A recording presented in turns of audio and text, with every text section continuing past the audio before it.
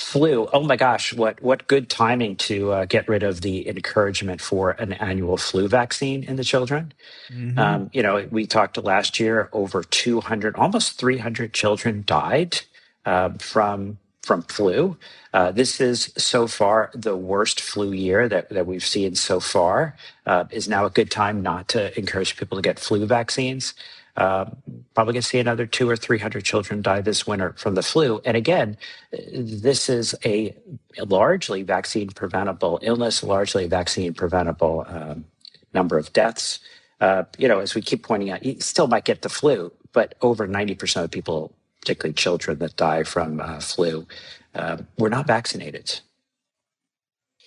Oh my gosh, COVID. Also, we're not going to do that anymore. No more COVID vaccines. So, in children, it's the long COVID is, I think, what we worry the most about. And we still see 1 or 2% of the kids get COVID, and then they are not better for months. So we'll stay, at least here in New York, we are ignoring all this business. And despite changes announced at the federal level, New York State's longstanding childhood vaccine requirements remain the same. State Health Commissioner Dr. James McDonald said in a statement just this past Tuesday. And I love this. There was no new science, safety data, or discovery presented by the federal government. New Yorkers can continue to be confident that vaccines offer the best protection for preventable childhood diseases. I think over a good fraction of the U.S. population would not be supporting these changes, and they need to vote in November to change this, if anything, right? They just cannot be making kids sick. This is unacceptable. It is. It's unacceptable. And the pediatricians, the general doctors. I mean, we're the Infectious Disease Society of America. We're not on board. This is not advice. This is not guidance. This is basically an anti-science trial lawyer got himself in a position of power through our political process and is advancing that agenda. And I think that's what people just need to see this as. It's an advancement of an agenda. This is not guidance. This is not health. And RFK Jr. was asked, and he said, I'm not taking away anybody's vaccines. That's BS. Look, at birth, Hep B, RSV is gone. 1 month, Hep B is gone. 2 months, rotavirus is gone. 4 months, et cetera, et cetera. He's taking them away. Why does he have to lie continuously? Yeah, he's lying because the whole shared decision making, we are talking about at birth, the baby getting hepatitis B, getting the RSV protection. This whole idea that we live in a country where everyone has the luxury of these prenatal conversations, that they can make these informed choices. They're living in a very privileged situation, and as we know, these folks, their kids are all vaccinated. They were all vaccinated as kids. So they're really sort of talking in this sort of magical world where they're really enriching their trial lawyer buddies. So, Daniel, since these vaccines have been removed from the childhood schedule, if you decide you would like to get it, let's say New York State, because they say we're going to recommend it, you can still have it covered by your insurance, I presume, right? I mean, New York State, nothing changes. New York State, we're recognizing what this is. We're ignoring them. So in New York, at birth, hepatitis B, you get your RSV monoclonal. 1 month of age, you get that second hepatitis B shot, and so on down the road. You get your rotavirus at 2 months, and then sort of follow the evidence-based recommendations. Okay. All right. And we're in a new year, and this is a little fishy, right? Because measles, let's talk about measles. So I go to the CDC site, we reset the clock, and they say, okay, 3 confirmed measles cases reported in the US in 2026. But then I read that there were 26 additional cases, down in South Carolina. And so to keep an eye on, what's going on, but they're desperate for us not to lose our measles elimination status. And the way you avoid losing the elimination status is by keeping measles eliminated, not by trying to play around with the numbers.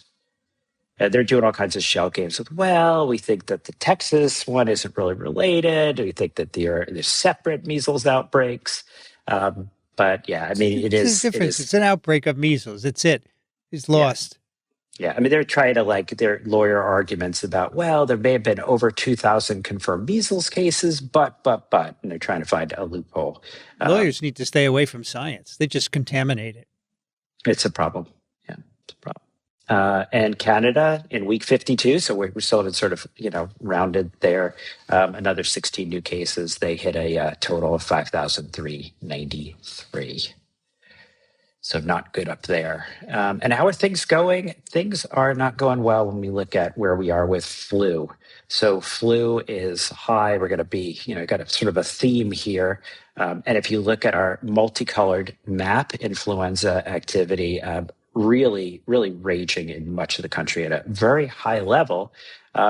Maybe we're reaching our peak is what we're hoping, because some of the areas in our country look like we might be seeing some declines in New York and New Jersey, California, a few other places, some places growing or likely growing. So we're hoping this is kind of going to be that single peak that we sometimes see. I hate to see when we peak, get a little drop and get a second peak. So fingers crossed, but right now, we're seeing a lot of flu. We're seeing a number of deaths, both in adults and children so far. So, still reasonable to try to get that flu vaccination. And if you get sick, we can do something. So as we've talked about repeatedly, there's treatment if you've been exposed. There's treatment if you've actually gotten sick.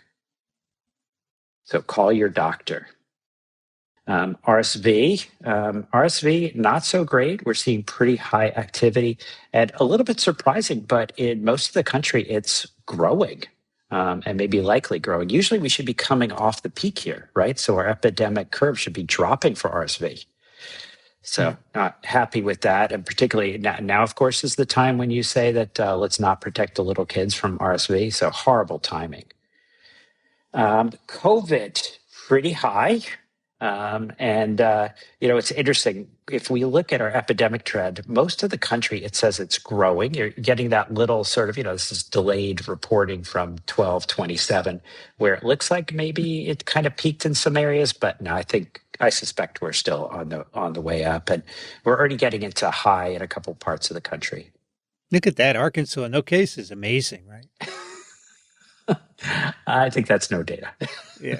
A couple of states out west, Utah. Yeah. And what's the one above Utah? Wyoming. Okay. Yeah, so Wyoming, Utah, Arkansas, we've got no data from those. But yeah, the rest of the country, either it's holding steady or it's growing. So, all right. Well, but hey, as we all now know, Vincent, SARS-CoV-2, it's just like the common cold. No one gets sick. No one really dies. Well, is that true? Well, we have the article. We're going to actually share science, not just what our gut is telling us. The article, Estimated Burden of COVID-19 Illnesses, Medical Visits, Hospitalization, and Deaths in the U.S. from October 2022 to September 2024, recently published in JAMA Internal Medicine. And they asked the question, what was the burden of COVID-19 illnesses, outpatient visits, hospitalizations, and deaths in the U.S. from September 2022 to September 2023, and then more recently, October 2023 to September 2024. So we'll do 22 to 23, 43.6 million COVID-associated illnesses, 10 million outpatient visits, 1.1 million hospitalizations, 101,300 deaths, right? So that was pretty bad. Now, 23 to 2024, right? We're well into Omicron. There were an estimated 33 million COVID-associated illnesses, 7.7 million outpatient visits, 879,100 hospitalizations, 100,800 deaths. And if you look at the folks 65 years and older, which make up 17.7% of the total U.S. population, I want to sort of look at this number two ways. They accounted for 48.9%. So a little less than half, right? So you could look at this and say the majority were not 65 and older. And so sort of interesting, sort of the way they break that down. So so it's particularly worrisome if you're 65. But a lot of folks under 65, the majority of folks under 65 COVID-19 illnesses. But then you sort of skew towards the older folks when you 64% outpatient visits, 68% hospitalization, 81% of those deaths. So more So, serious in the Daniel, elderly. would you go to a hospital for a common cold? Apparently, it's common cold and you're hypoxic and you might end up dying, then yes, I just don't think these folks understand what the common cold is. Because, yeah, COVID, flu, RSV, these are not common colds. These people coming in, struggling to breathe, hypoxic. Yeah. All right. So remember those vaccines, and a really nice article here. The role of vaccination in maternal and perinatal outcomes associated with COVID-19 in pregnancy, published in JAMA. I don't know if you noticed, Vincent, but I'm talking with my hands. It must be being in They're Italy. in Italy. But, Yep. When in can't Rome, help do as it. the Romans do. So here, they looked at population-level surveillance of pregnant individuals infected with SARS-CoV-2 and their infants using the CAN COVID Preg database between April 2021. This is beginning of the Delta variant time period and initiation of recommendations for vaccination in pregnancy in Canada, right? The CAN COVID, and December 31st, 2022. Cases were identified based on COVID-19 diagnoses in pregnancy in 9 of 13 Canadian provinces, territories. Cases occurring through 2022 were followed into 2023 for pregnancy conclusion and infant outcomes. So what is the role of maternal vaccination? Well, of 26,584 cases identified, 19,899 were eligible for analysis. Among these, most infections occurred among those aged 30 to 35, 46%, and among those of white race, 55.9%. A total of 72% of cases were vaccinated, 28% unvaccinated prior to the COVID-19 diagnosis. Among those vaccinated prior, 80% were vaccinated prior to pregnancy, 20% were vaccinated during pregnancy. It's kind of sort of want both of those. Cases occurred during both Delta and Omicron, most during Omicron. So 6,120 during Delta, 13,799 during Omicron. Vaccination was associated with lower risk of hospitalization. During Delta, it was 0.38, so about a 62% reduction. And during Omicron, 0.38, say about a 62% reduction. But we also see impacts on ARD, on critical care unit admission. And when we look at Omicron and Delta, we're seeing pretty significant reductions. So really, in Omicron compared with the vaccinated group, those unvaccinated had a adjusted relative risk of hospitalization of 2.4. In Delta, it was 3.82. So pretty significant protection for the little kids if mom gets vaccinated. And impressive that was even before pregnancy. So really giving us, because we really talk about trying to get at the beginning of that third trimester. All right.